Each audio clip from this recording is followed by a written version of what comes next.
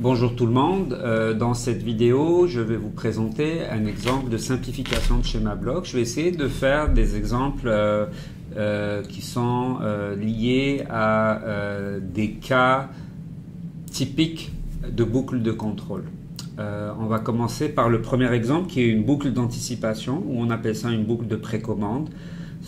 Donc c'est une boucle de type feed-forward où on prend finalement la perturbation pour informer le système de commande pour prendre une action. Donc voici l'exemple que nous allons faire ensemble, puis on va appliquer certaines des règles que nous avons vues en classe, et puis bien sûr elles sont aussi sur les autres vidéos.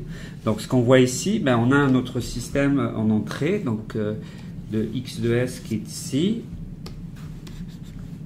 et la sortie qui est le y de s, donc le x de s, et on a plusieurs, ici c'est une fonction transfert qui est avant le système bouclé. Donc on voit ici que nous avons une boucle qui est comme ça. Et au fait, ce type de fonction transfert qui est là, c'est souvent un filtre. Donc ça pourrait être un filtre passe-haut, un filtre passe-bas, qui permettrait de rajouter un type de filtre sur l'entrée. On verra par la suite dans le cours certains de ces exemples-là.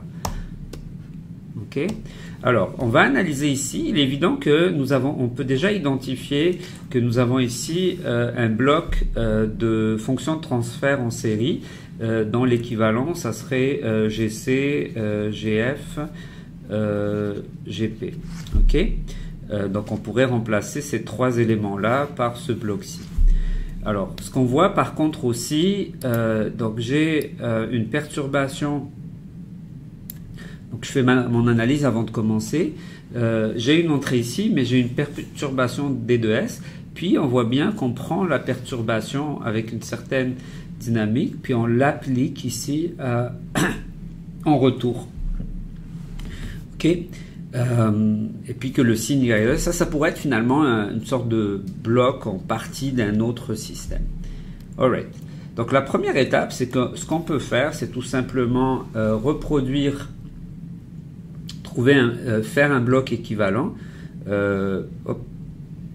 Donc faire un bloc équivalent. Donc le bloc équivalent, ça serait, donc si vous voyez bien ce que je vais faire, en fait je vais le faire ici. Je vais juste baisser le zoom à 135. Ok.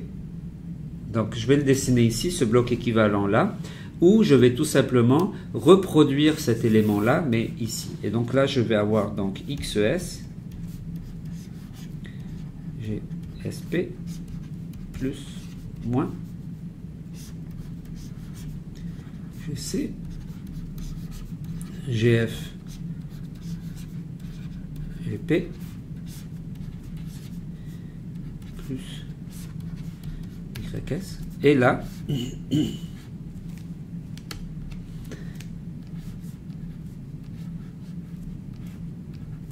j'ai mon DS. Et au fait, ce DS là, où on prenait le nœud ici, je vais tout simplement refaire la même chose ici. Donc, DS fois, cette fois, c'est fois GM.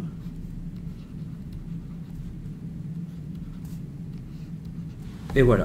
Donc finalement, le dessin qui est ici, c'est l'équivalent du dessin qui est là. C'est exactement la même chose. J'ai repris le DS multiplié par GM et je l'ai mis ici. Puis après ça, j'ai plus besoin de séparer, de considérer ces deux éléments-là ensemble. Ça fait exactement la même chose.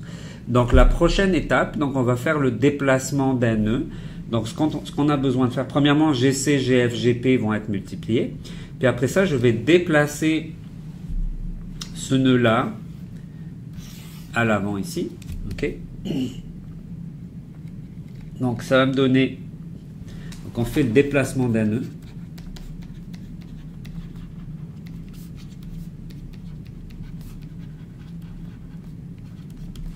Okay. Donc là, je vais faire XES et je vais déplacer le nœud qui est ici pour le faire disparaître et on le met là devant lui, ok.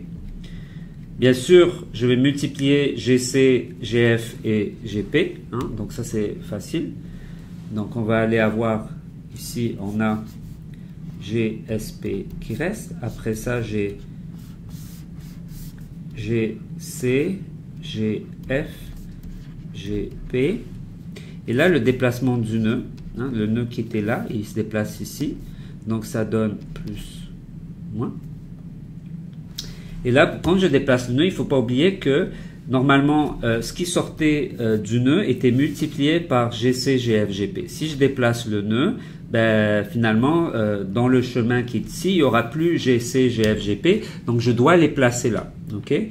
Donc, à ce moment-là, ça va me donner ce schéma équivalent là. Donc, GC, GF, GP. Et là, je vais avoir le signal DS. OK?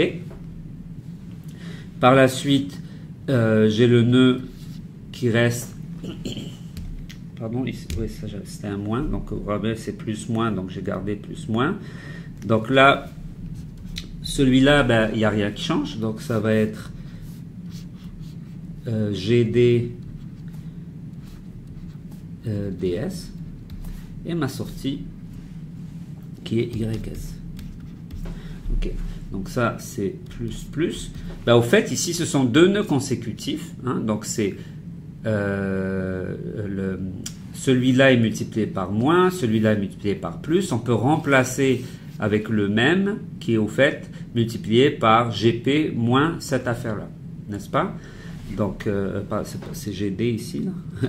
Donc, à la base, je continue. Bien sûr, ces deux-là vont être multipliés l'un l'autre. Donc, je vais avoir GSP, GC, GF, GP. Là, je vais avoir un sommateur. Je vais avoir mon... Donc, c'est lui moins lui. Donc, ça donne GD moins GC, GF, GP. OK. Et après ça... T2S et j'ai ma sortie qui est Y2S et j'ai ces deux éléments là. Donc ce qu'on voit ici là, c'est que on vient de simplifier finalement le schéma. Hein. Donc après ça, tout simplement Y2S, c'est DS fois ça plus XES fois ça. Donc au fait, Y de S va donner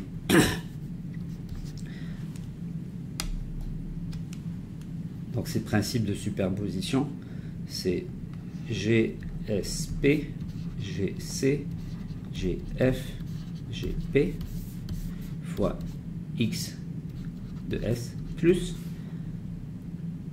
GD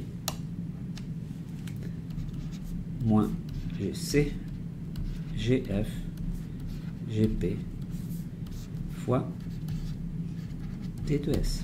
OK? Ça, c'est le principe de superposition.